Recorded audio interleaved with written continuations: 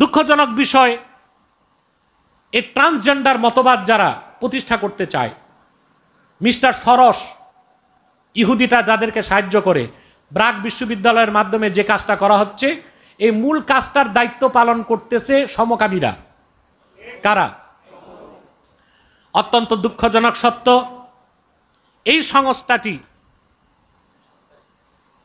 আগামীকাল শুক্রবার LGBT pride parade নামে এই সমকামীরা একটা প্যারেড বের করবে, সাংস্কৃতিক অনুষ্ঠান করবে, মৌন মিছিল করবে, আরও কিছু অনুষ্ঠান করবে। আমার বিশ্বাস, আমি প্রশাসনকে বলবো, আমি জানি না আগামীকালকের মধ্যে তাদের কাছে সংবাদটি পৌঁছবে কিনা, কুখ্যাত এলজিবিটি তাদেরকে এই প্রাইড প্যারেড নামের বেহায়াপনা বেলেল্লাপনার অনুষ্ঠান করতে দেওয়া যেন না হয়।